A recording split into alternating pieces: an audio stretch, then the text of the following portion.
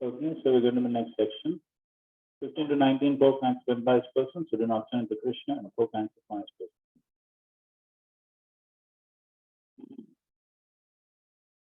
persons.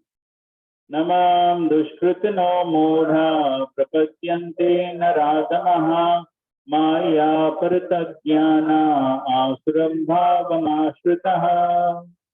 Those miscreants who are grossly foolish, who are loathsome in mankind, whose knowledge is thrown by illusion, and who partake of the atheistic nature of demons, do not surrender unto me.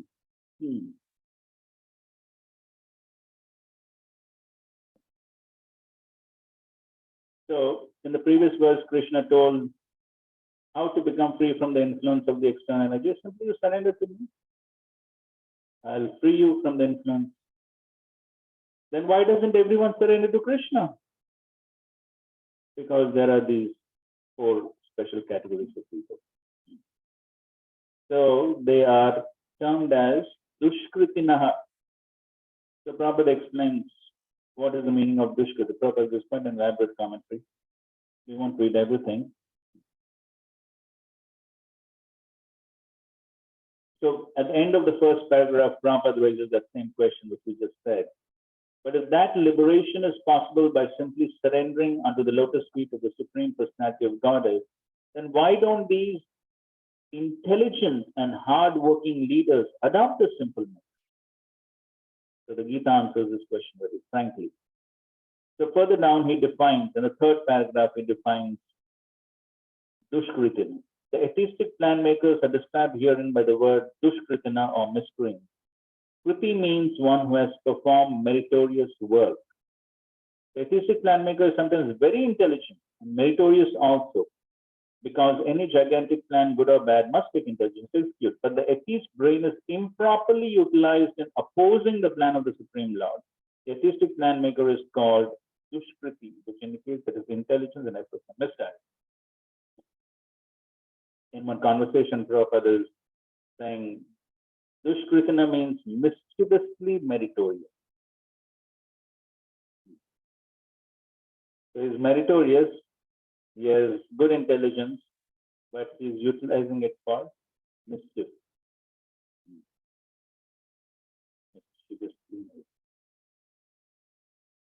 And Prabhupada gives the examples of Hiranyakashipu and Ravana,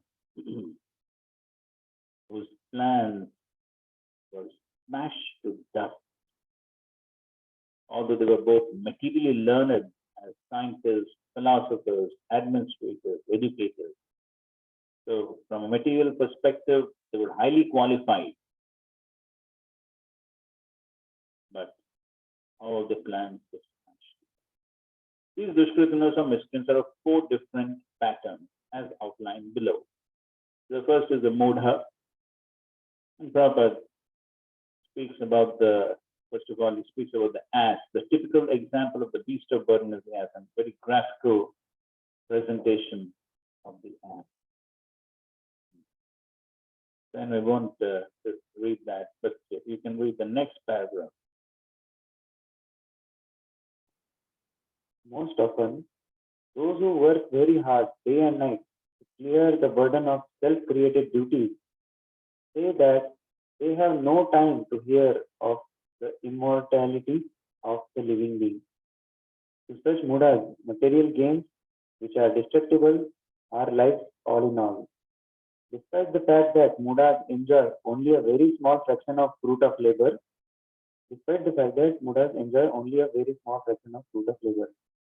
sometimes they spend sleepless days and nights for fruitive gains, and although they may have ulcers or indigestion, they are satisfied with practically no food. They are simply absorbing working hard day and night for the benefit of illusory masters. Ignorant of their real master, the foolish workers waste their valuable time serving mammon. Unfortunately, they never surrender to the Supreme Master of all masters, nor do they take time to hear of him from proper sources. The swine who eat the night soil do not care to accept sweetmeats made of sugar and ghee. Similarly, the foolish worker will untiringly continue to hear of the sense enjoyable tidings of the flickering mundane world, but will have very little time to hear about eternal living force that moves the material world. So what is the foolishness of the mudha? Of the ass? What is his foolishness?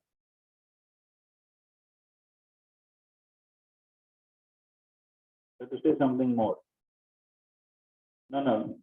So he works very hard to get grass. Yes, which is available everywhere.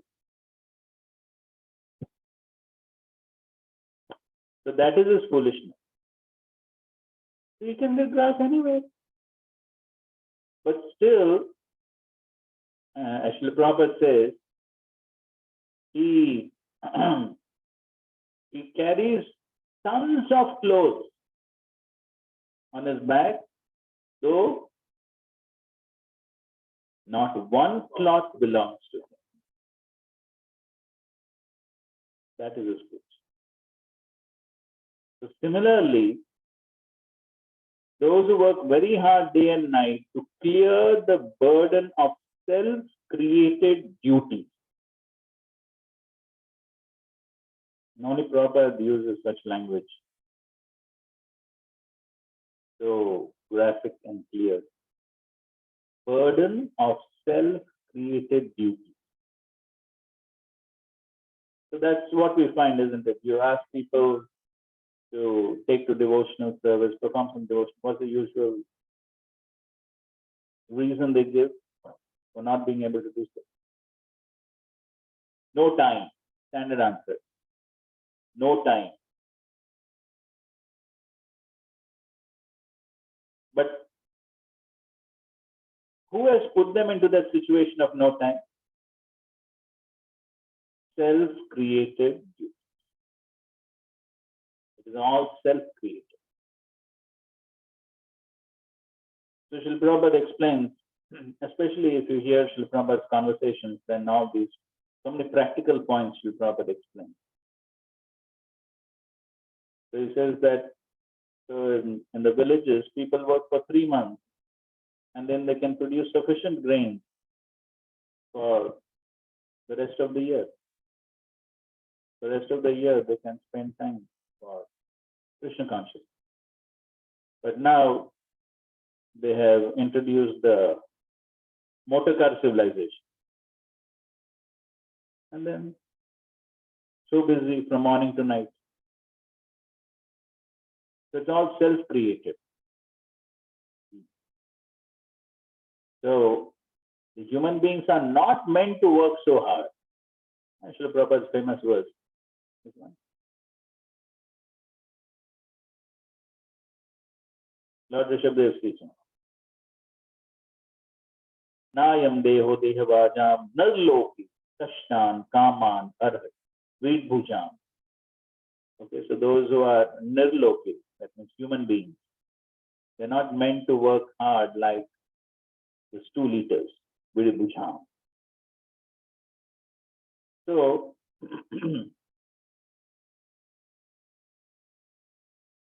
in one conversation, one devotee is raising this argument. He says that so the materialists, they accuse the devotees of being parasites. They are not working hard like the materialists. So therefore, they are parasites.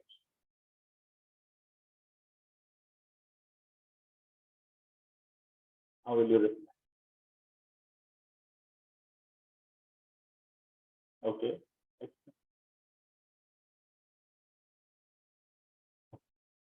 So for this analogy of Ajay Agarwal, where rat makes hole a comfortable life. Snake enters and eats the rat. Yes, comfortably.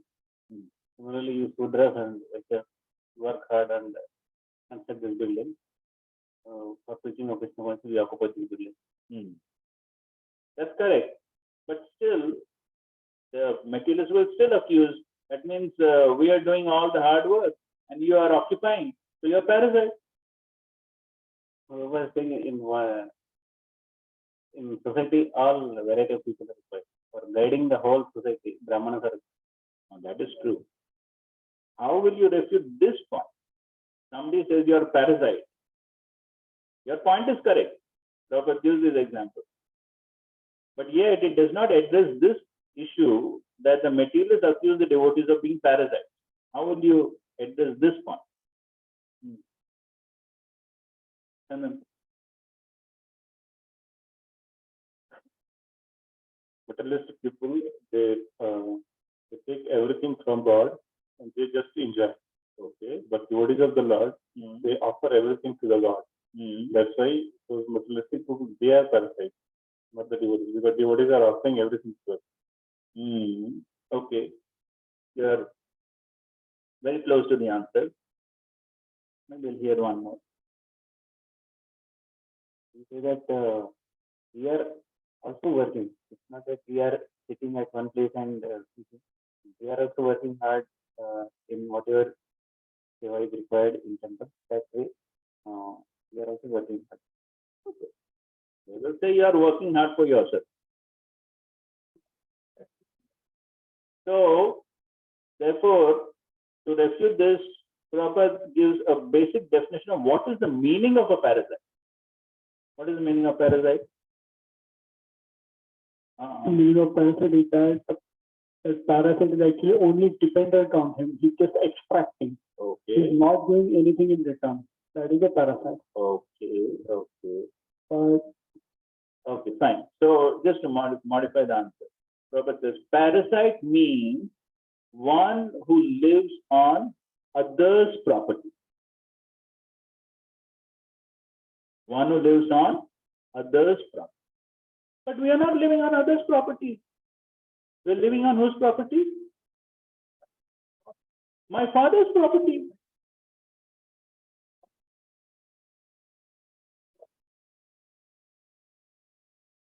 Whatever it is. The point is, parasite means one who lives on others' property, at others' cost, others' property, whatever you say, others' property. But we are not living on others' property. This is whose property? Our father's property. And we are good sons of the Father. Therefore, we are enjoying his property. This is how Prabhupada refutes. What do you want to argue? Okay, but anyway, we are giving it a donation. What about that? We are just supplying this land and donation. Since we are living on our cost, so that argument could be there. Understand? God is there, understand. But we are giving that. Society is giving that. So we are giving what? They are giving whose property? Society is giving us. They are giving from whom? Who is the original proprietor? Like that, probably we will do. But that is the fact. You go back or you go front. Everywhere it is the fact is everything belongs to God. So you are taking from God and you're giving little portion to us. What is your credit there? So to earn that credit, I had to work hard. It's like in care of me. I had to work hard for that. So I gain it and then I give free of cost to you. No, so but who gave it to you in the first place? That is the question. No, I work for that. No, important. I have to work. No, your working hard is because you want to enjoy. Therefore, you are working hard and you earn the money.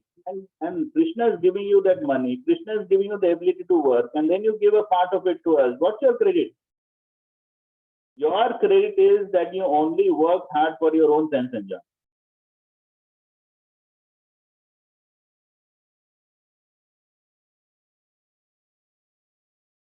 Now,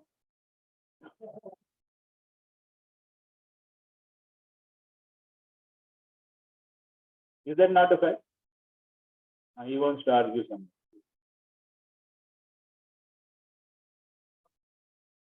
Stop.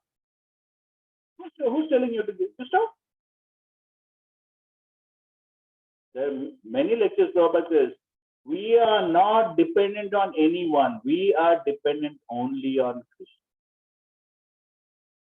Actually, we should be convinced of this.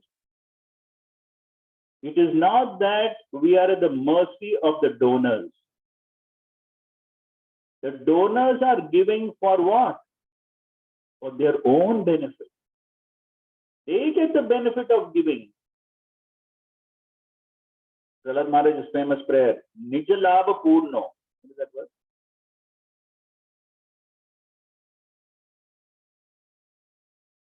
Where Prahlad Maharaj is saying, actually, you are Nija Labha Purna. Means what? You're fully satisfied in yourself. You don't require anything. But then, if somebody does some service, it is only for his benefit. So therefore, it is not that we are living at the mercy of the donors. It's not that if the donors don't give, we will starve. Krishna will supply.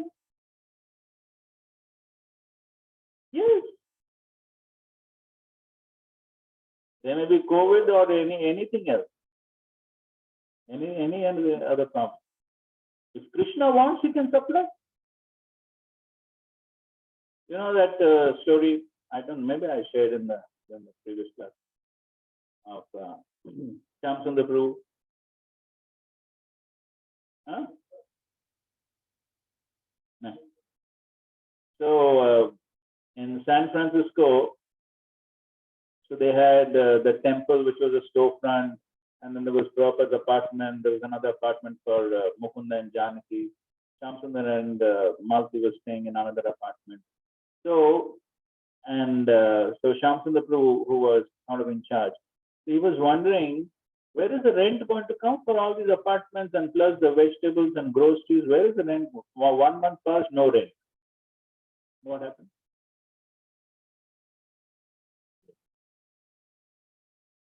So one day, early in the morning, Shamsundar and Malti were walking from their apartment towards the temple. Early in the morning, it was sort of foggy. There was absolutely no wind. But all of a sudden, some piece of paper started flying. There's no wind. How this piece of paper? And then they landed. So Shamsundar, out of curiosity, picked up one. It was $100.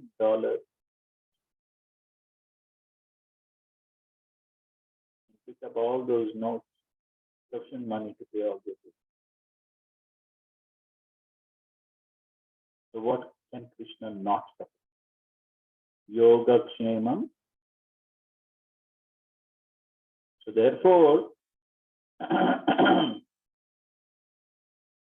Srila Prabhupada never acted as if he depended on someone. No. Srila Prabhupada, he was confident about it. He always made the point that if somebody is doing some service, it is for their benefit. It is not that we are at their mercy. And so therefore, this point is very important. Otherwise, we'll end up flattering people and compromising Krishna consciousness. We'll do all these things as if we are dependent on others. No. Therefore, we find Srila Prabhupada never compromised. Because it's not, when one compromises, when one thinks, oh, I'm dependent on this person, if I speak straightforward, maybe he won't give donation, all that.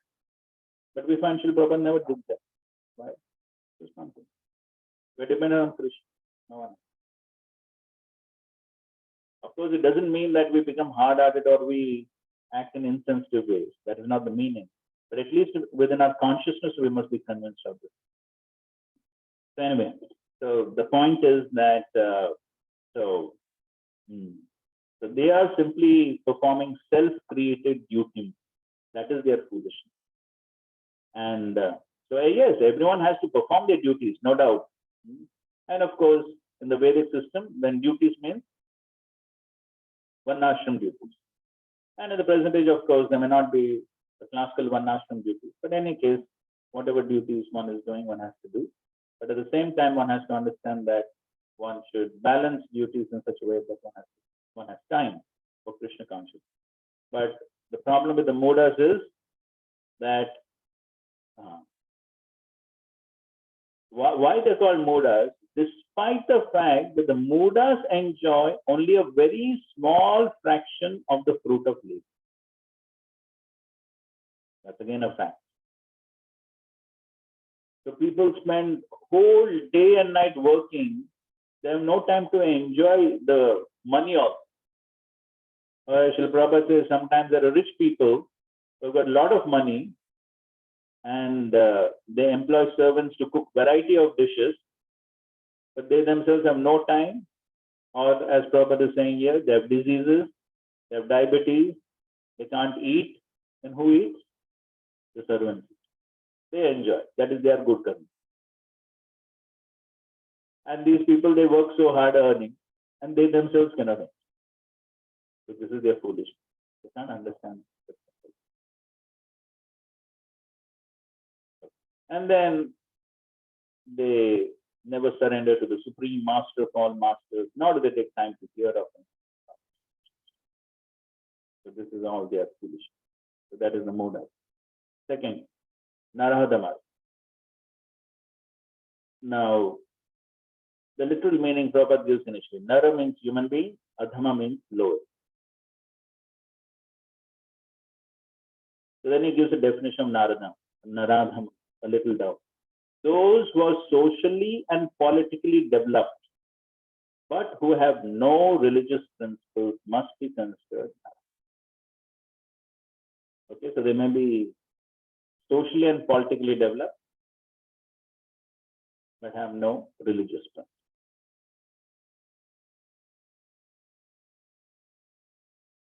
And then further down, it says the civilized form of human life is meant for man surviving the lost consciousness of his eternal relation with the Supreme Truth, the personality of God, Sri Krishna, who is all powerful. Whoever loses this chance is classified as Ananda. And then he says 99.9% of the population. And then he gives the example of the classical Naradhamas, Jagai and Madhai, and how they were delivered by. So the Naradhama was condemned by the personality of Godhead can again revive a spiritual consciousness only by the mercy of the devotee.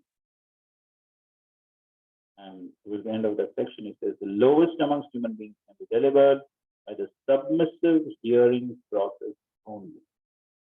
But unfortunately, they even refuse to give all reception to these messages. What is to surrendering to the will of God? Okay, so that's about Naradhamas.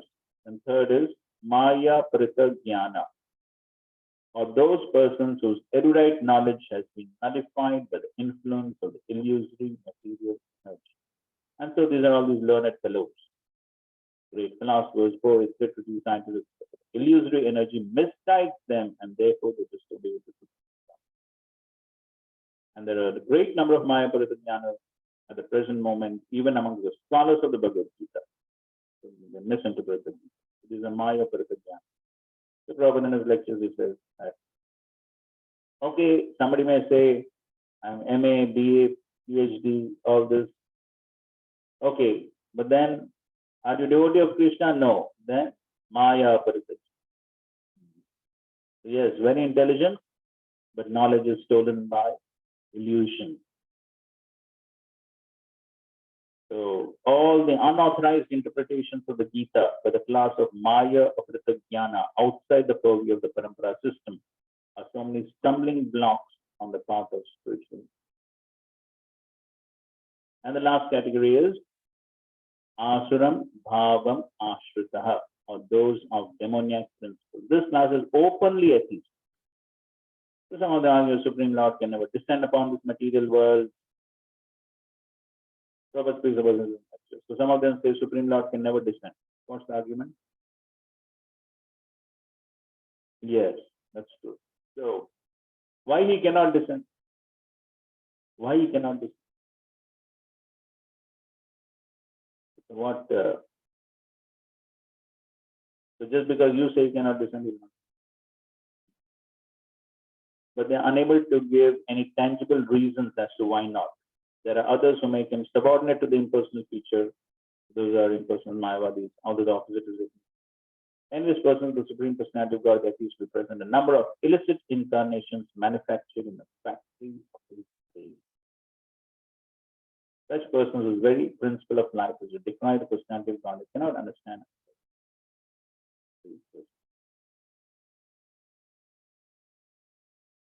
And finally concludes by saying, therefore, grossly foolish persons, the lowest of mankind, the deluded speculators, and the professed atheists, as above mentioned, never surrender unto the lotus feet of the personality of God in spite of all scriptural and authoritative advice.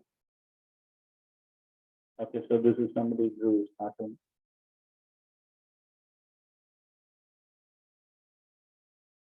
The first one is Muda, sophisticated Muda.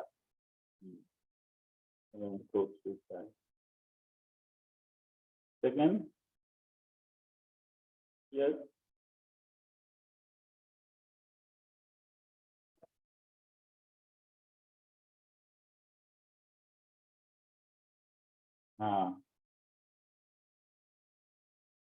Seems to be a scientist, no? Maya Parika.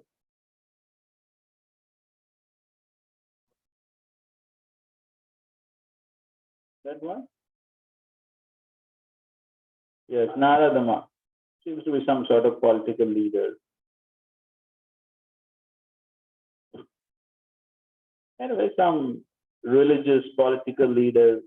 Prabhupada says, no, there's a religious and politically developed.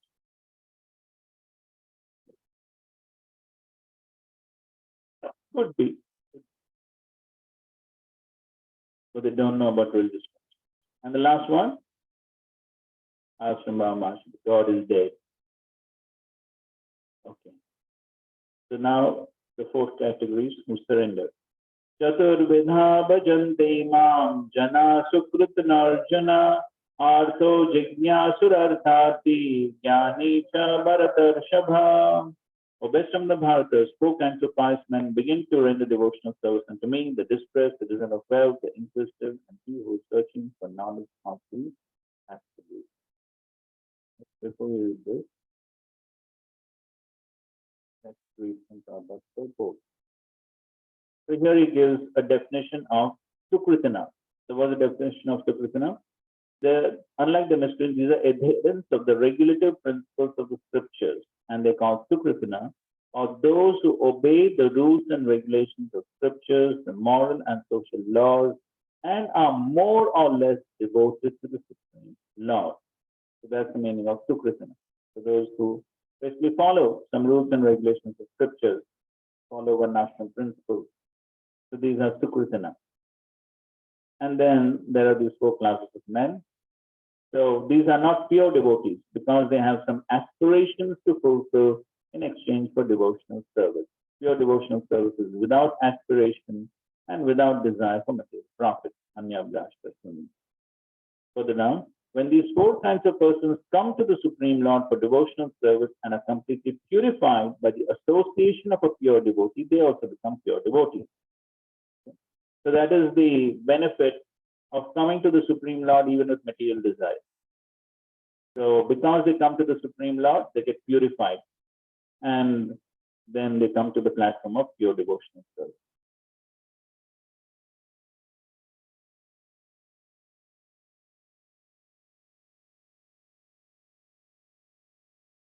And towards the end of the purport, on the whole, when the distressed, the inquisitive, the seekers of knowledge, and those who are in need of money are free from all material desires, and when they fully understand that material remuneration has nothing to do with spiritual improvement, they become pure devotees. Okay, so when they come to understand that all this material gain is useless, then they also become pure devotees. As long as such a purified stage is not attained, devotees in transcendental service to the Lord are tainted with fruitive activities, the search for mundane knowledge, etc. So one has to transcend all this before one can come to the stage of pure devotional service. Okay, now read this. Four types worship me. Those who follow the rules of Varnashrama, Sukritana, worship me. Among them, some desire relief from affliction, from calamities like sickness.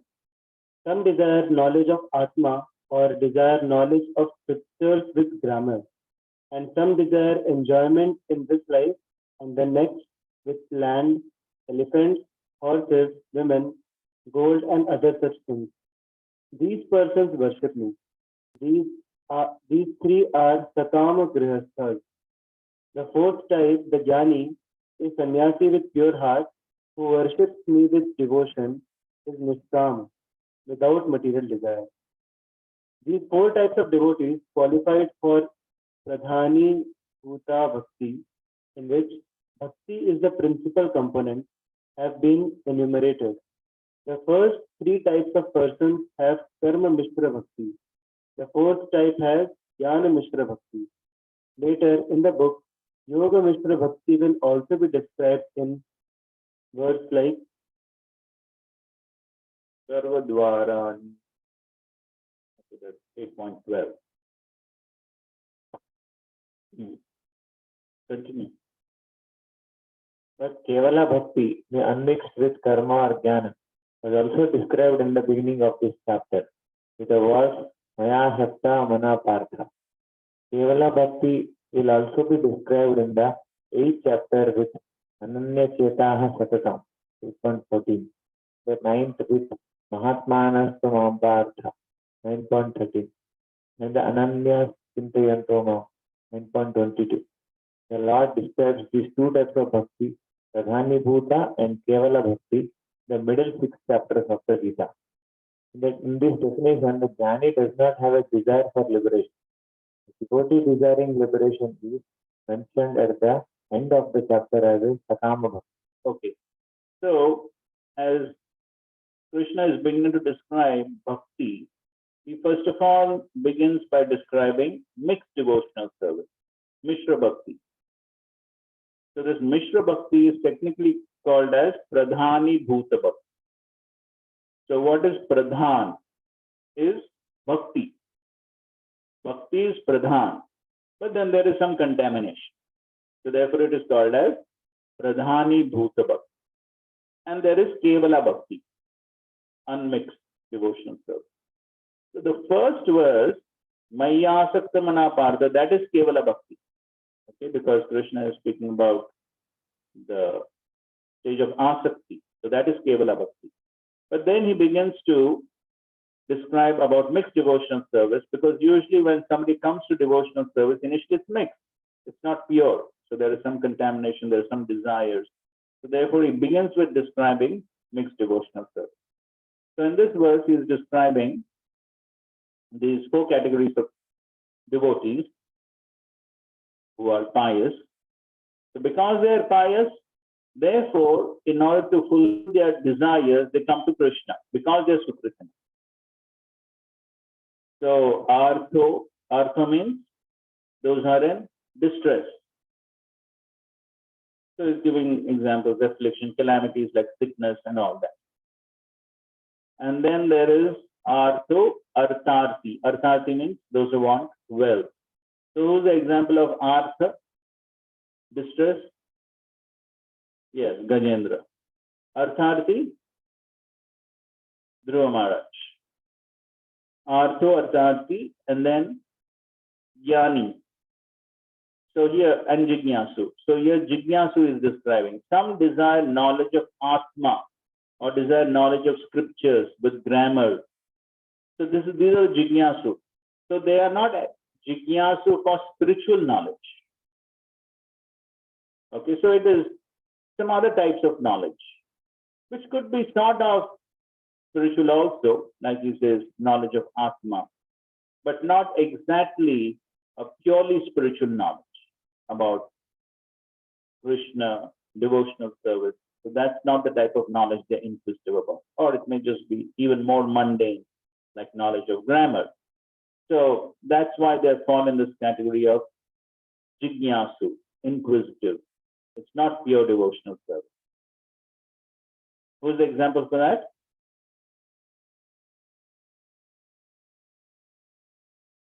Okay, that's correct. That's before he met Chaitanya. That's correct. But what's the classical example?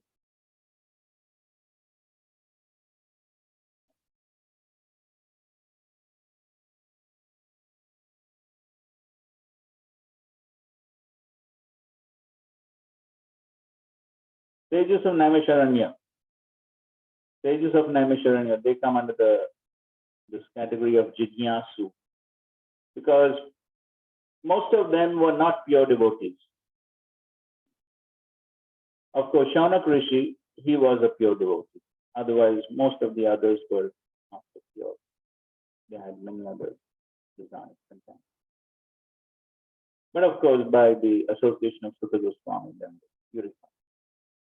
And then here he describes Arthati as desire enjoyment in this life and the next with land, elephants, horses, women, souls. So that's Arthati. So these three, they're called Sakam. And mostly those with material desires end up becoming Grihasthas. So therefore he thinks Sakam Grihasthas. So this type of devotional service is called as Karma Mishra Bhakti. Okay, so these three, Artho, Artharthi, Jignasu. These three of them fall under the category of Karma Mishra Bhaktas. They are performing Karma Mishra Bhakti. And the fourth type, the Jnani, so that is Jnana Mishra Bhakti. So the Jnani is, here as he describes, a sannyasi with pure heart, who worships me with devotion, is nishkam, without material desire. So who comes under this category? Four Kumaras and Shukdev Goswami. So they come under this category of Jnani. So as we know, both Shukdev Goswami and four Kumaras, they had absolutely no material desires. They were Brahma realized, they were fixed in the impersonal Brahman, absolutely no material desires. Here he says they don't even have a desire for liberation, but they definitely have an attraction for the impersonal Brahman. Okay, so these are what it's who are categorically called as. So they have attraction for the impersonal Brahman. Their goal is impersonal Brahman, but they have no other desire. Okay, so this is Jnana Mishra Bhakti. And then in the 8th chapter, he speaks about Yoga Mishra Bhakti. And then there is Kevala Bhakti. But these mixed devotees, when they come in contact with Krishna and the pure devotees, then eventually they can get purified and they can also become pure devotees. Okay.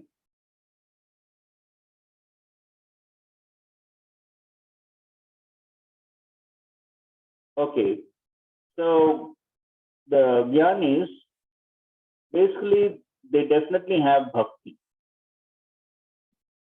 They definitely have bhakti and they don't offend the Supreme Lord like the Mayavadis. So the Mayavadis, they consider the form of the Lord as material. That is their offense. We'll study that in the further way. But as far as these Brahmavadis are concerned, these Jnanis that are referred to here, they don't offend the Supreme Lord. They don't consider the form of the Lord to be material. So, and they perform devotional activities. Everything is there. The only contamination is a slight attraction for the impersonal Brahman. That is their only contamination.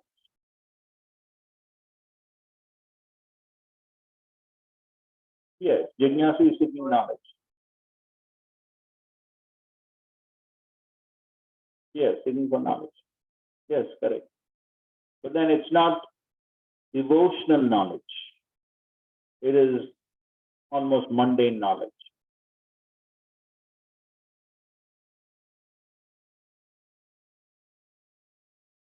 Yes, something like that. Yes.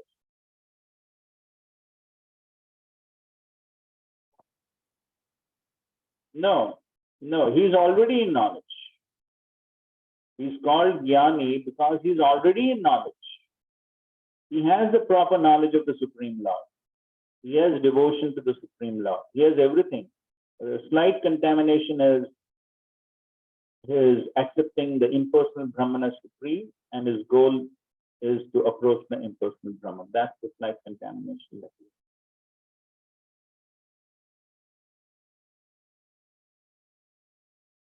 Yes, so he has the proper understanding that the Supreme Lord is transcendental. He doesn't have a material body. He has a transcendental body. So he has this proper understanding. But somehow he has an attraction to the impersonal. So he considers the impersonal Brahman to be supreme. And he understands that in order to approach the impersonal Brahman, in order to achieve the impersonal Brahman, he has to approach Krishna. So he performs devotional service to Krishna with an aim to achieve the impersonal. All right? So that's the category of the jnana. Yes, no offense. Yes.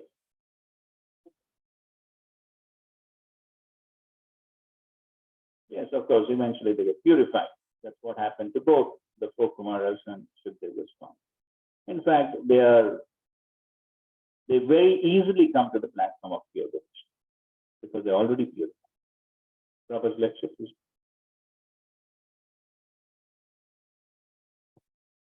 How he is pious, he is distressed, but at the same time he is foolish. Why he is foolish? Because he does not know that God is with me, within my heart. He is sitting along with me. The soul and the super soul, both of them are sitting together. And God knows everything about me. So I do not require to pray from God to get me out of this distress. He knows everything. Why shall I pray? He leaves everything to God. He prays to glorify the God. How great you are. This can be hidden, no? Green color, you can click it. Green.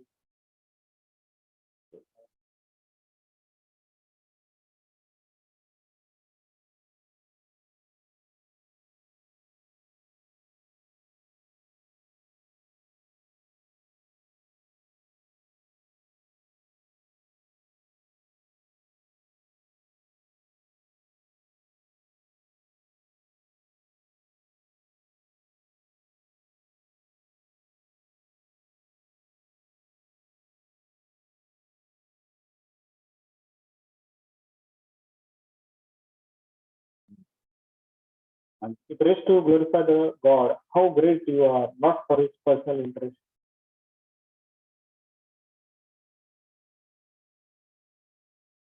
Oh God, give me my bread, give me my dress, give me my shelter.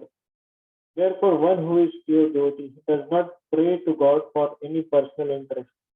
Even if he is distressed, he says, Oh Lord, it is your kindness. You have put me in distress just to rectify me. I would have been put to more and more, 1,000 times in distress. But you are giving me little. That's all. That is your great mercy. That is his vision. He is not disturbed. A person who is in Krishna consciousness, he doesn't care for all this material distress or insult or honor because he is aloof from this. He doesn't. He knows very well that this designation, this honor or this insult, they are pertaining to my body. But I am not this body. One who is completely conversant with Krishna science, he knows very well. I am not this body. I am part and parcel of Krishna. My eternal relation is with Krishna. Okay, so a devotee doesn't pray to the Lord for all these material things. And even if there's distress, he thinks I deserve much more. Lord's mercy has reduced it. So therefore, he doesn't pray for all these things. He knows that Krishna is in control. Krishna will do what is best. Okay. 17. So amongst these four, who is most dear? This is 18. Tesham jnani nityukta eka bhaktir vishishyate priyo hi jnani notyartham aham sacha mama priyaha. Of these, the one who is in full knowledge and who is always engaged in pure devotional service is the best. For I am very dear to him and he is dear to me. So Tesham means out of all of these, Jnani, he is Nitya Yuktaha, he is always engaged in devotions. Eka Bhaktir Vishishtate. Okay, so he is Vishishtate, he is very special. We say he is very special. Why? Because Eka Bhakti is engaged in pure devotional service. As we already said, he has no material desire. He is engaged. But of course, there is a desire, there is a small desire, but it's a slight attraction, we can say, not even a desire. It's a slight attraction towards one person. So therefore, Eka Bhakti Vishishyate. Therefore, he is Priyohi Jnanino Atyartham. So he is very dear, and I'm also dear. Okay. So as Prabhupada says, but out of them, he who is in knowledge of the absolute truth and free from all material desires becomes a really pure devotee.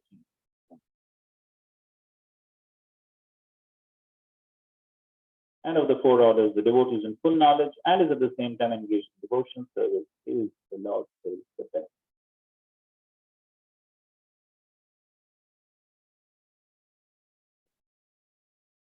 So then the next question may arise, okay, the jnanis are most dear, but what about the remaining three? So then the Lord says, no. Udara sarva evete jnani tva atmaiva me matam astitha sahi yuktatma mame vanuttamam gatim. All these devotees are undoubtedly magnanimous souls, but he who is situated in knowledge of me, I consider to be just like my own self. Being engaged in my constant service, he is sure to attain me the highest and most perfect goal. So he says all the others are also udara. They are also magnanimous. Why? Because they're at least coming to Krishna. They're not going to some devatas or some other human beings or something like that. So at least they're coming to Krishna, so therefore Krishna is happy with them, and he's saying they're magnanimous, udara. But he says, Jnanitva atmaiva me matam, atma eva. Just like myself.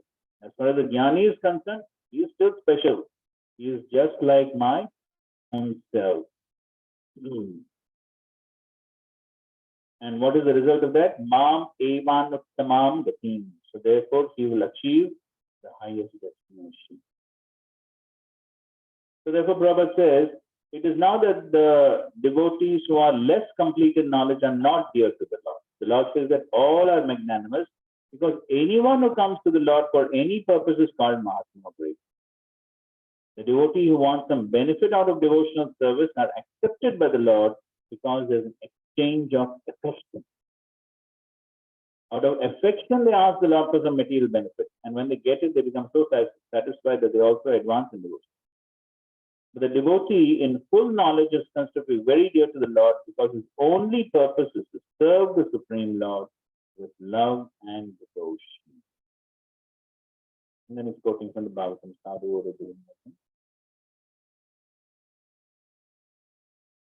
19. Bahunam janmanam ante jnanavan matra sadyate vasudeva sarvamiti sa mahatma sudurlabha.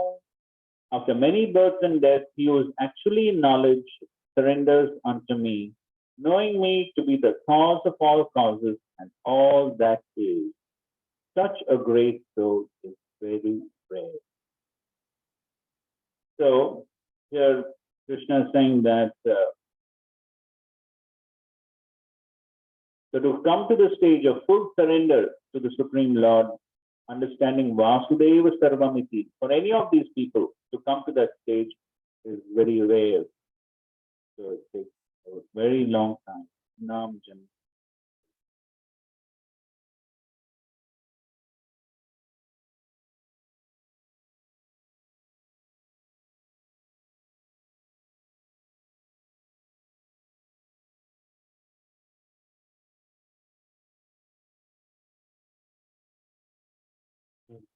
So he's describing that Vasudeva Sarvamiti, that realization, what does it mean? In the first paragraph. At such a time, one can understand that Lord Sri Krishna's mercy is everything, that he is the cause of all causes, that this material manifestation is not independent from him, He realizes the material world to be a perverted reflection of spiritual variegated and realizes that in everything there is a relationship with the Supreme Lord Krishna. Thus he thinks of everything in relation to Vasudeva or Sri Krishna. Such a universal vision of Vasudeva precipitates one's full surrender to the Supreme Lord Sri Krishna's high source of surrender, great source. So that is the meaning of Vasudeva Sarvam, realizing all these things. That one is that Krishna's mercy is everything, everything is related to Krishna, I am related to Krishna, the material world is related to Krishna. So this is the realization of Vasudeva Sarvam. Such a realization is very rare. All right. Any questions? Before that, we'll just conclude this. So, if a devotee approaches the Supreme Lord with material desires, then this is what the Lord thinks about that devotee. You know these famous verses.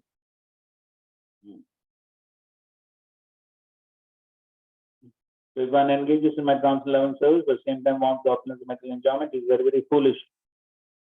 Since I'm very intelligent, why should I give this fool material prosperity? Instead, I shall induce him to take the nectar of the shelter of my lotus feet and make him forget to use the material. A Murka Vishakena Diva, Svachanamradhya Vishak. So that's what the Lord thinks. But appears to be very simple. But how Krishna gives the Charnamrit, that is to make him forget the material enjoyment. So Krishna deals with every devotee in different ways to make him forget the material enjoyment. So this is one of the main reasons why devotees undergo suffering. This is elaborately described by the Acharyas and the Satyanupantam.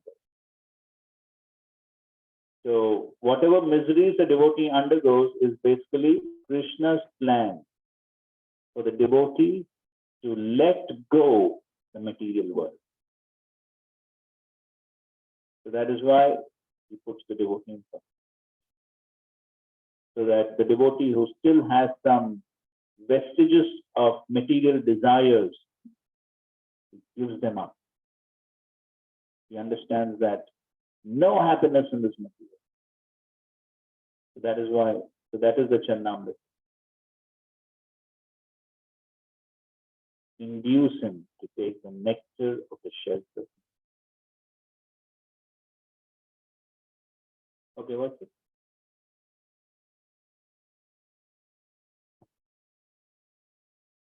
Like some time ago we discussed in this class only that people, they are so much working for self-created duties that they don't take time for Krishna consciousness.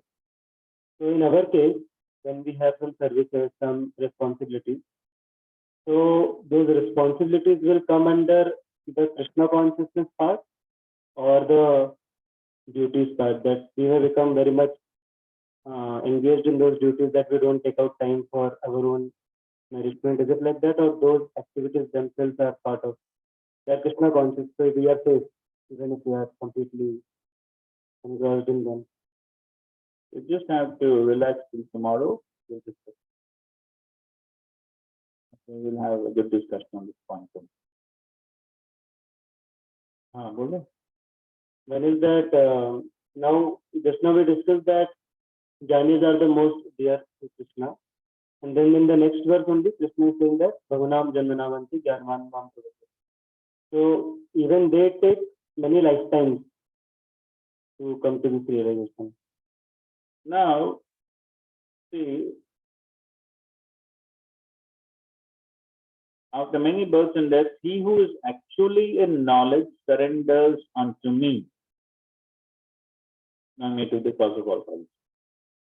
So if you see the first part of the purport, the living entity while executing devotional service or transcendent rituals, after many, many births, may actually become situated in transcendental pure knowledge that the Supreme Personality of Godhead is the ultimate goal of spiritual realization.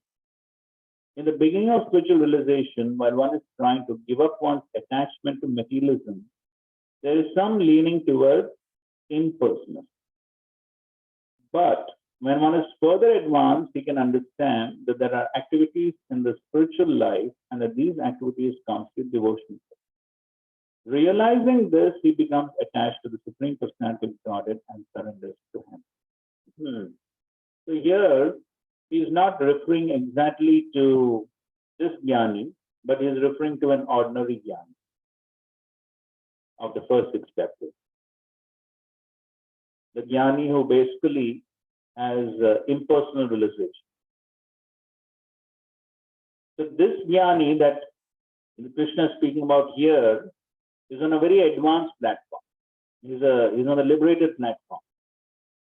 And so usually this jnani that is spoken of here, so he very quickly comes to devotion, sir, as we see in both cases of the 4 Kumaras and Shukdev Goswami. So 4 Kumaras, they just had darshan of Lord Narayan, smelled the Tulsi, and immediately they came to the stage of prema. Immediately Ashtasattvic Vikar was seen. Why? Because they're already pure. So therefore, it's just like dry wood. Small spark of fire bursts into flame. So similarly, these people are already completely purified. No material desires, nothing. So just a little contamination is there. But as soon as they come in touch with devotees of the Lord, they immediately become pure devotees. Same thing with Shukdev Goswami also.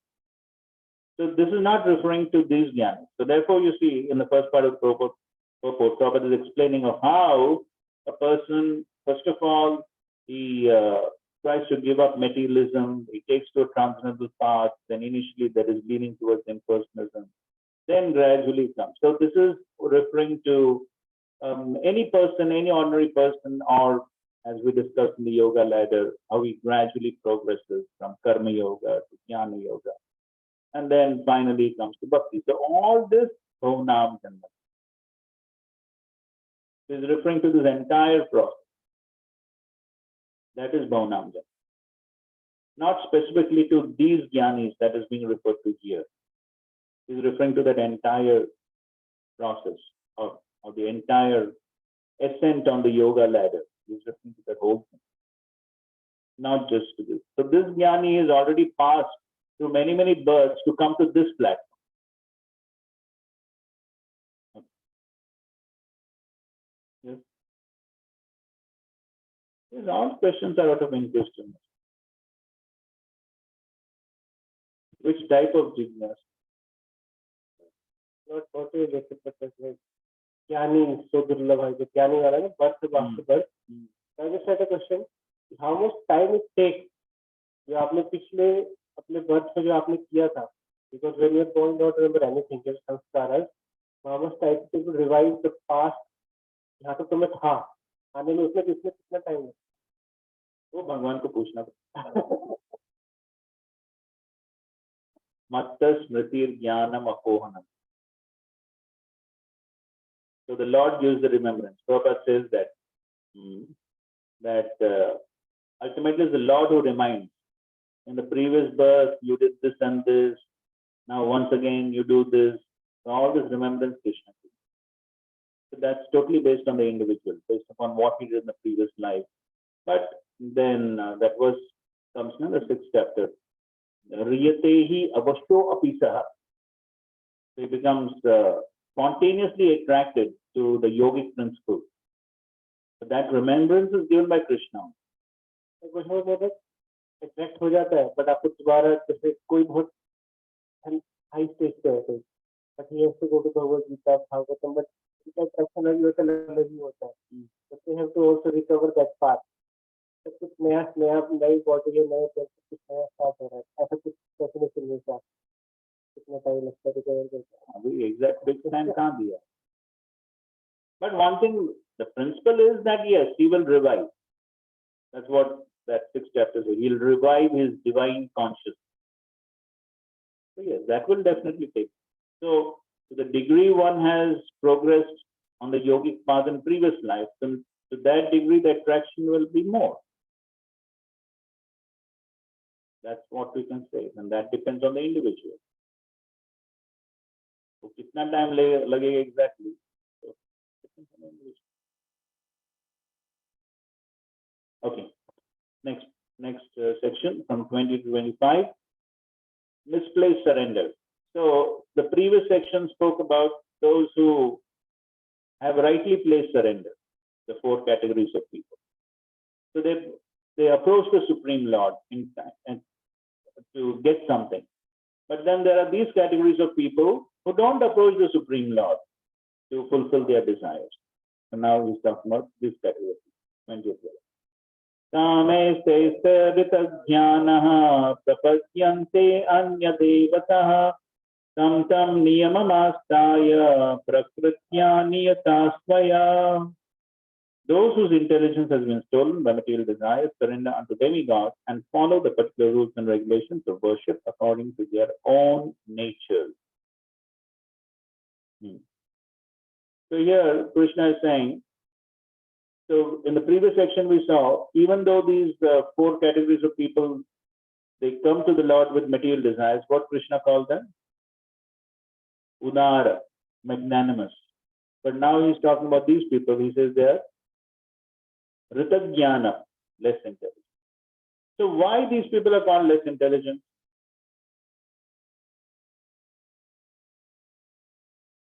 Deprived of.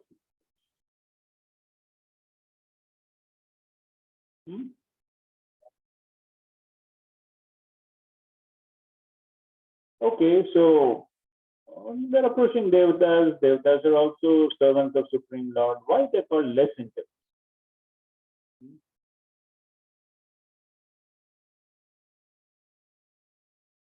Okay, fine. So those 4 people also were approaching for material things. Material things are always temporary.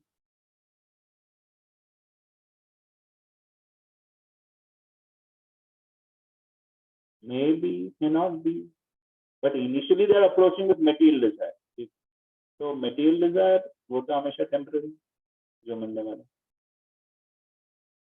So these people are also approaching for material desire.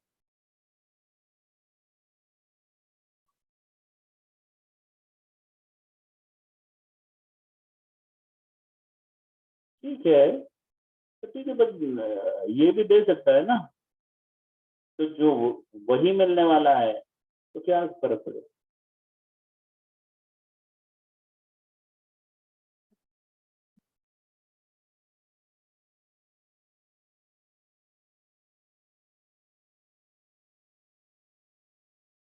हाँ.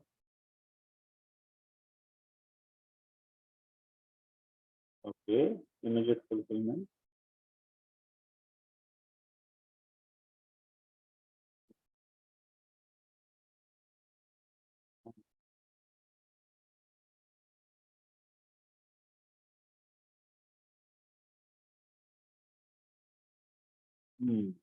So Prabhupada writes here, those who are not, it's almost towards the end of the book. Those who are not devotees of the Lord think that for certain purposes, demigods are better than the Supreme. That is why they listen. So if somebody thinks that the MLA is better than Prime Minister, that's foolishness. So whatever the MLA can give, Prime Minister also can give, and much more. But if somebody thinks that the MLA is better than Prime Minister, then there's a problem. So that's what. That is their foolishness. But a pure devotee knows the Supreme Ekade Ishvara Krishna are Sabha. So therefore, a pure devotee never goes to demigods for satisfaction of he needs. It depends on the Supreme Lord, and the pure devotee is satisfied with whatever he gives. Another point is also there. Less intelligent people who have lost their spiritual sense take shelter of demigods for immediate fulfillment of material desires. They do not go this. But then he also quotes Akama Sarva Kama Va Moksha Kama Udara. Okay. So now he's further describing the worshippers of the demigods. Yo yo yam yam tanum bhaktaha shraddhayarpitamichyati tasya tasya chalam shraddham tam eva vidadhamyaham. I am in everyone's heart as the super soul. As soon as one desires to worship some demigod, I make his faith steady so that he can devote himself to that particular deity. Agree that first paragraph?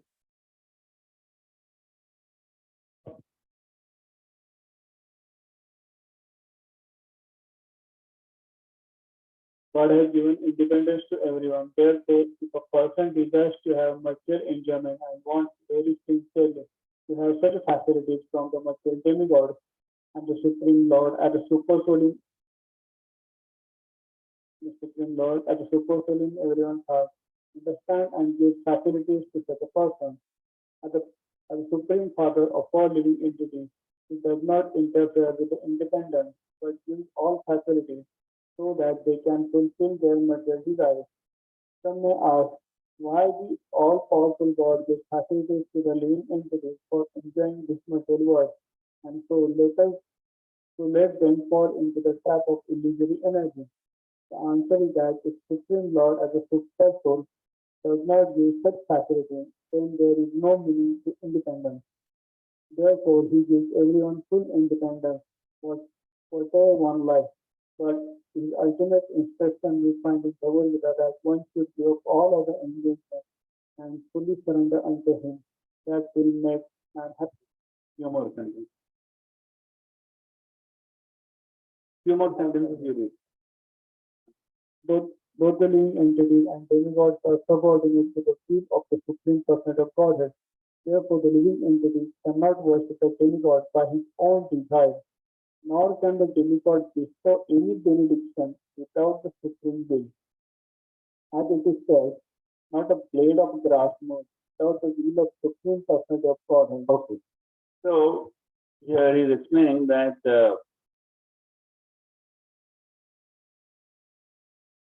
yo yo yam yam tanum bhaktaha. So yo yo yam yam, whoever, whichever form. So whoever one wants to worship, whichever form one wants to worship, then Krishna knows that. He gives shraddha, shraddhaya chitam. So whatever ichha he has, based upon that he gives shraddha. So why is, so on one hand he's giving the whatever they desire, and on the other hand he's saying they're foolish. Not very good, no? First he allows, and then he says he's foolish. So then why he should allow him in the first place? Huh? So he can control the independence, no? Huh? How about it? No love? Okay, fine. So if there is absolutely no independence, then there cannot be love. The love is always voluntary. And so therefore Krishna allows the jiva to use his independence as he desires. And so somebody wants to worship the devatas, he allows that. So, but then that faith which the worshipper has on the devata is given by Krishna. So Krishna only has to give that faith. And in the next verse he says that the demigod, he gives benediction on Krishna's sanction. So no one is independent. That's why he says, not a blade of grass. So therefore, in the end of the purport, he says, or a little bit before that, the particular mode of devotional attitude of the living entity towards a particular type of demigod is also arranged by the Supreme Lord. So the devotional attitude of the living entity is arranged by Supreme. And the demigods cannot infuse the living entities with such an attitude. But because he is the Supreme Lord or the Super Soul who is present in the hearts of all living entities, Krishna gives impetus to man to worship certain demigods. The demigods are actually different parts of the universal body of the Supreme Lord, therefore they have no independence. And this point must be clear. The demigods have no independence. And what to speak of ordinary jivas? No independence. In the Vedic literature, it is stated the Supreme Personality of God is Super Soul, is also present in the heart of the demigod. Therefore, he arranges through the demigod to fulfill the desire of the living entity. But both the demigod and the living entity are dependent on the Supreme Will. They are not independent.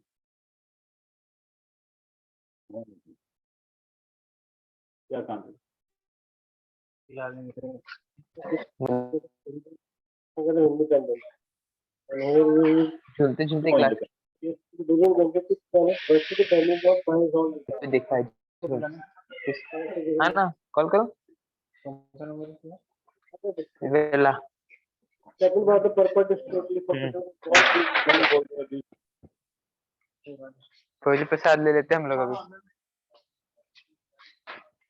क्या यार एक class है ना पूरा दिन निकाल लेता है यार फालतू और वीडियो भी मैंने भी उनको बोला क्या वीडियो में बहुत हो जाता है डेटा मैं वीडियो बंद कर रहा हूँ करके लिख दिया कौन बोल रहा है? कौन बोल रहे हैं? स्वप्निल को म्यूट कर दीजिए, आपको सुनना है, सब सुनाई दे रहा है.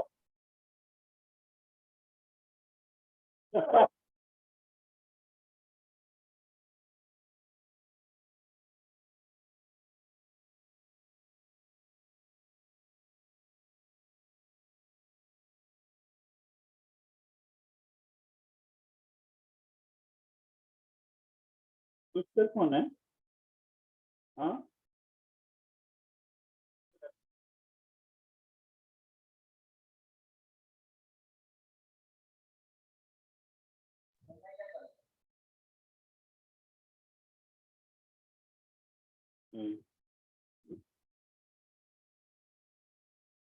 so what's the answer to your question? I was saying that the first part of the purpose is talking about being independent. Yes. And second part of the purpose is totally focusing about No independence.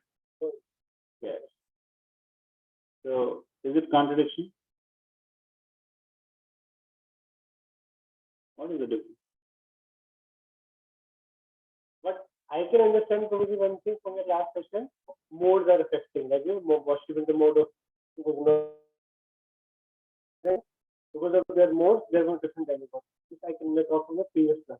Yes, that's correct. So because of the influence of the mode, they have different desires. And when they have those different desires, then Krishna facilitates those things. So the desire is basically the independence of the jiva. That is always there. But then even the desire is influenced by the modes. So therefore, practically there's no independence. But in any case, we can say that the desire is the prerogative of the jiva. If he wants, he can change the desire. That he can change. If the jiva wants, then instead of worshipping the devatas, instead of desiring to worship devatas, he can desire to worship Supreme Lord. That desire he can change. So therefore, that is the independence of the jiva, technically speaking. Desire is his independence. And then Krishna fulfills the. But the jiva is not independent in fulfilling his own desires. Therefore, even to fulfill his own desires, he is dependent on this. Therefore, he has no independence. And what is the independence? The independence is to do. Okay? That is kind of also Yeah, that is also influenced by the modes. But the influence of the modes can be changed. So therefore, that independence. 22. Sadaya Shraddhaya Yuktas Tasyaradhanamihate Lavate cha tata kaman mayeva vihitanitan. Endowed with such a faith, he endeavors to worship particular demigod and obtains his desires. But in actuality, these benefits are bestowed by the other. So that Prabhupada has actually already covered in the previous purport. That even the devatas are not independent in giving the benedictions. That also is only because the Supreme Lord allows that. Therefore, Prabhupada begins the purport saying, the demigods cannot award benedictions to their devotees without the permission of the Supreme. The The living entity may forget that everything is a property of Supreme Lord, but demigods do not forget. So the worship of the demigods and achievement of divine results are not due not to the demigods, but to the Supreme Personality of God Himself. The less intelligent demigods does not know this, and therefore it foolishly goes to the demigods. Okay. And then what results from the demigod worship? Antavatto phalam tesham tadbhavatyalpamedasam devan devayajo yanti madbhakta yanti mamapi. Men of small intelligence worship the demigods, and the truth unlimited and temporary. Those who worship the demigods, put the planets to demigods, with my devotees ultimately reach my supreme planet. Okay, this Krishna, of course, repeats it again in the 9th chapter also. It is an important point Prabhupada addresses in the 2nd paragraph. So read the 2nd paragraph.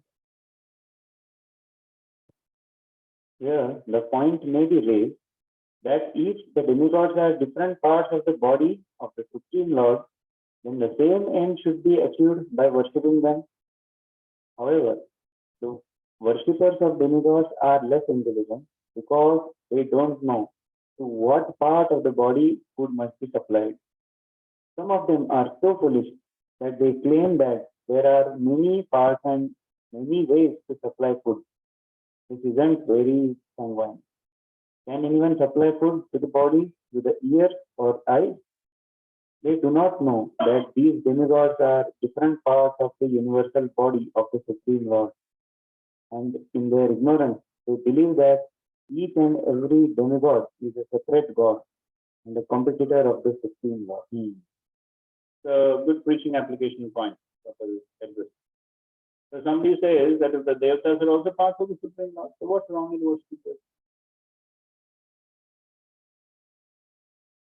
So the refutation is? So yes, okay, Devatas are also parts of the body of the Supreme Lord. But then, just like there's only one way to put food to the stomach, so similarly, there is only one way to worship the Supreme Lord. So, therefore, in the next chapter, Krishna says, yes, you can say it is worship of the Supreme Lord only, but it is avidi purvakam. It is not the proper way of worship. So, just like somebody can say, yes, one can put food through the rectum also. Yes, but that is disease condition. So that is not the right way. So similarly, so worshipping Devatas is also an indirect way of worshipping the Supreme Lord, but that's not the right way.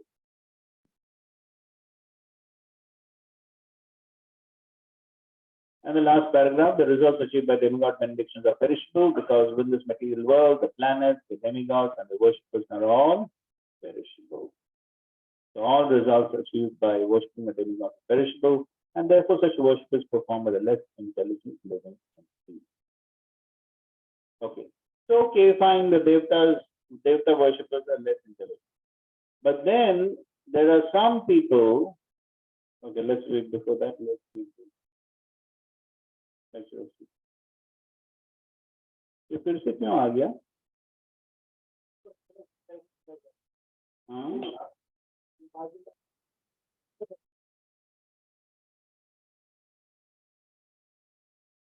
Karma is jnana. The worshipping of the demigod beings is gradually, when they will gradually develop into Krishna consciousness. This view, if one is completely disobedient, then there is no choice. Yeah. No chance. So obedience is taught there. Just like a police officer, he is standing in the crossroad. As soon as he shows his hand, oh, you have to stop. You may be a millionaire, that doesn't matter. But you have to show the respect to the policeman because he is a government officer. If you don't, then you will be fined.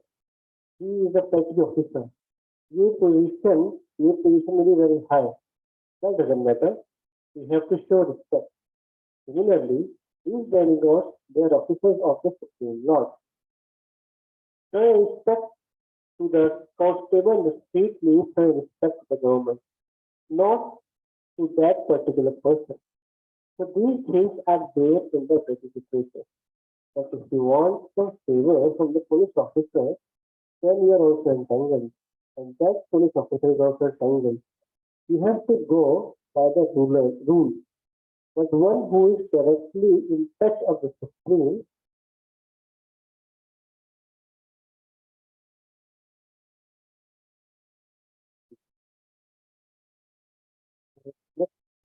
And never continues.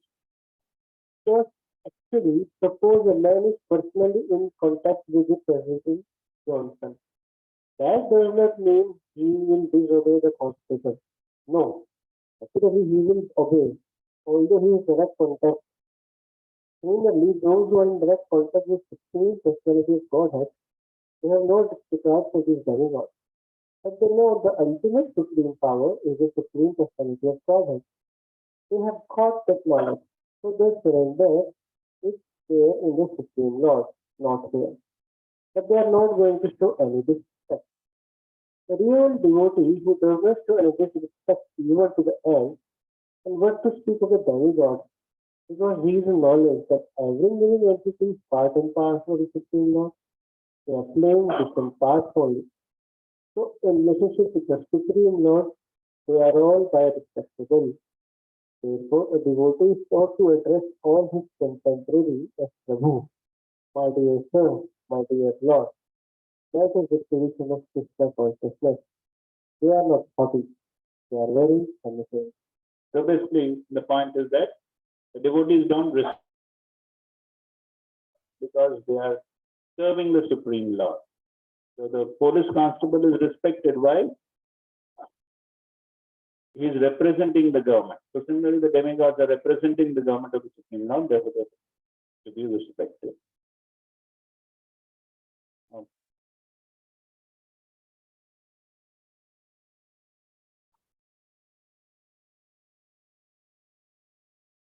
Yes. So by surrendering to the,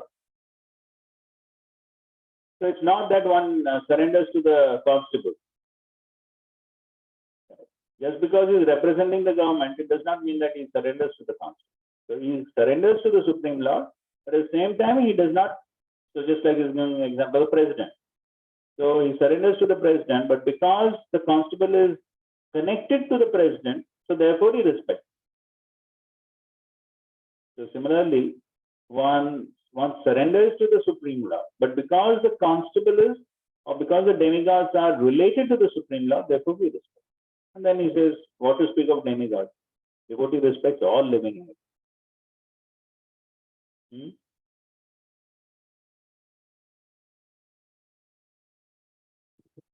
Verse number 20 in the quote line is that as long as the material contamination is not completely washed off, they are by nature non-devotees. Suppose one is practicing bhakti 20, 30 years, the material contamination is not washed. According to Bhagavad Gita, he is non-devotee. No, it's that's what we studied, mixed devotion, sir. So there is a non-devotee contamination within him. So that's mixed devotion, sir. So one is a devotee, but still has material desires. Here, Prabhupada is not referring to such a, he's not referring to a devotee. He's referring to a totally materialistic person who has no devotion. If a devotee has some material contamination, then he's mixed with it. Okay. So now, so these worshippers of the devatas, they are definitely less intelligent. They don't have any knowledge of the proper knowledge of the Vedas. But there are some people who have knowledge of the Vedas, but still they don't surrender to the Supreme Lord. Why? That's what he describes in the next verse. Avyaktam yaktimapannam manyante mam abuddhayaha param bhavamajananto mamavyayam anuttamam. Unintelligent men who do not know me perfectly think that I, the Supreme Personality of God Krishna, was impersonal before and have now assumed this personality. Due to their small knowledge, they did not know my higher nature, which is imperishable and supreme. So here is an avyaktam yaktim apan. So there are some who think that the Supreme is avyakta, impersonal. And now has become vyakta. Now he has assumed a material form. I, the Supreme Person, was impersonal before and have now assumed this person. Vyaktam, vyaktim, apan, manyante. Those who think like that are what? Abhuddhaya. Lesson. Why? Param bhavam ajananto. They do not know the Supreme transcendent nature. Mam avyayam anuttamam. They don't understand what the Supreme Lord's body is. Avyayam does not perish. Anuttamam, it is the best. So because of not having this proper knowledge, then they consider that the Supreme Lord is impersonal before, now has assumed this form. So here he is referring basically to the Mayavadi. Okay. So these people definitely have knowledge of the Vedas, but still they don't understand. Why? Read the second paragraph.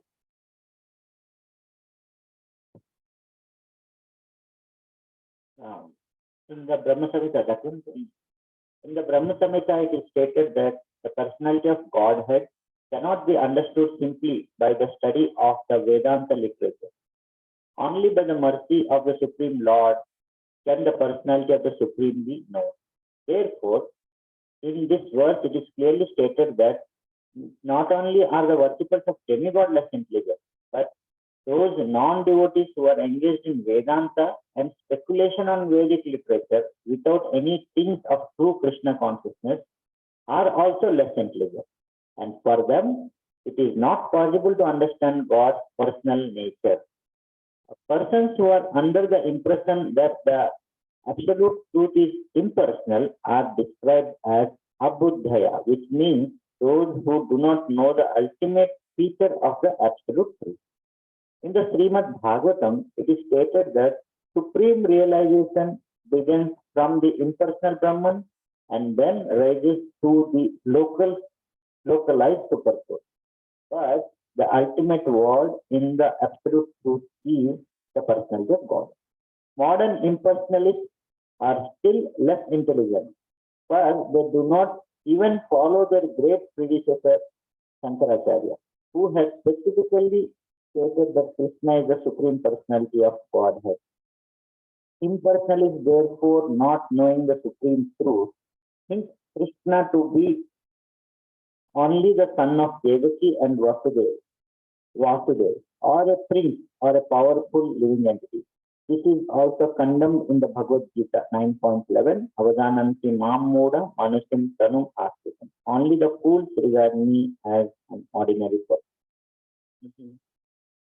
The fact is that no one can understand Krishna without rendering devotional service and without developing Krishna consciousness.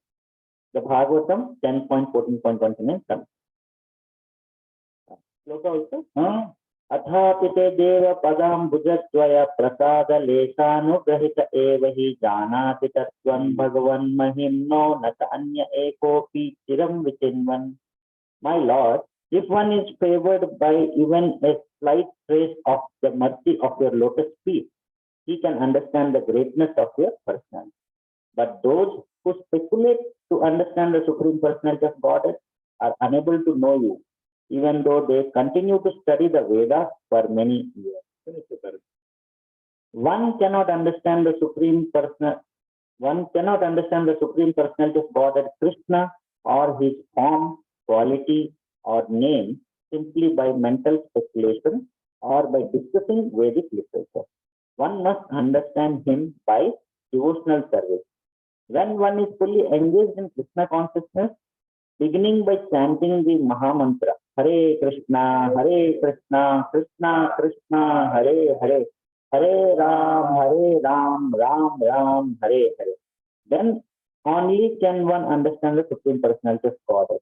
Non-devotee impersonalists think that Krishna has a body made of this material nature and that all his activities, his form, and everything are Maya. These impersonalists are known as Mayavadi. They do not know the ultimate truth. Okay, so here the verse is referring to the Mayavadis who think that the Supreme Absolute Truth is impersonal, and when it takes on a form in this world, it is simply material, Maya. So therefore they're called as Mayavadi. And so simply by studying the Vedas, one will not be able to understand the 16 absolute truths. Brahma Samhita verses Pantasukoti Shatavatara Sampragamyo Vayo Rathapi Manaso Munipongavana Sopyasti Yatra Padasimnya Vichinsya Tatve Govindamati Purusham Tamaham Vaja. And there's also the other one. Vedeshu Durlabam Adurlabam Atma Bhakto. So simply by studying the Vedas is not. Therefore, quoting Brahmaji's praise, Atapi Seva Param Prasad Leshalu Grihita Eva. Without that prasad, which is going to come very soon. So one cannot understand. One cannot understand. Without the mercy. And then we have the classical example of Savam Bhattacharya. He had the Supreme Lord right in his house in front of him, but still he cannot understand. And there also, Gopinath Acharya quotes the same verse. And he says, you will never be able. So then till he got the mercy of Chaitanya Mahaprabhu, he cannot. Though he was such a great scholar that big sannyasis would come to learn from him, but still he cannot. So therefore, the understanding of the Supreme Lord is a matter of revelation, not simply scholarly academic study. So therefore, simply by a scholarly study of the Vedas, the scriptures, one cannot understand.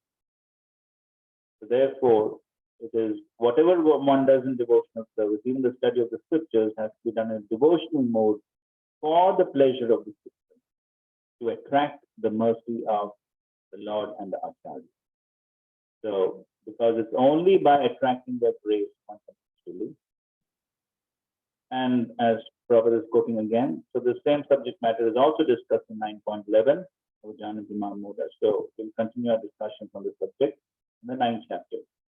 So now the next question arises, we'll conclude the section with the 25th verse. So then the next question arises that why these people cannot understand, even though they read the Vedas, they study the Vedas, they speculate on the Vedas, so many years of austerities and penances, they do so many things, is Mayavadi. But still, why they cannot understand? Naham prakasha sarvasya yogamaya samavritah Modo yamna vijanati loko mamajam avyayam. I am never manifest to the foolish and the unintelligent. For them, I am covered by my internal potency, and therefore did not know I am unborn, infallible. Read the first paragraph.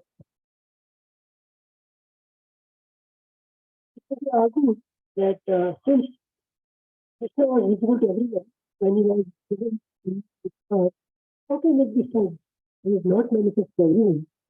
But actually, he was not manifest to everyone. And Krishna was present, there were only a few people who could understand him to the supreme personality of God.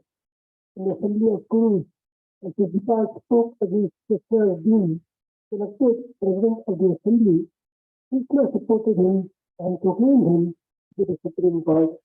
Similarly, the Pandavas and a few others knew that he was the supreme, but not everyone. He was not revealed to the non-devotees and the common man.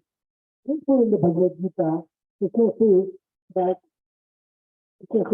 but for his pure devotees, all men have considered him to be like themselves. He was manifest only to his devotees as the reservoir of all pleasure. But notice, when he was a non-devotee, he was covered by his entire potency. Right. So, and then he's quoting this in complete prayer from the Upanishad.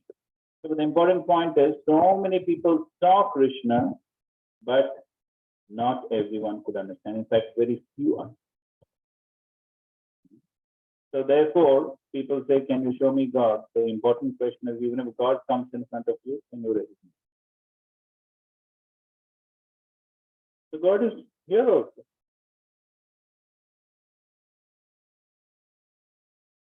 Do we have that realization? God is there. So therefore, Krishna doesn't reveal himself to everyone. Modoyam nabhijana. So therefore, Krishna covers himself. He doesn't give that revelation And so therefore so many people saw, Shishupal saw, he was blessed. Founder saw, what he said? I am original, you are Nakli. That was his realization. And so similarly, Kalia saw what he was trying to do, kill Krishna. So many people saw, but very few actually understood the history.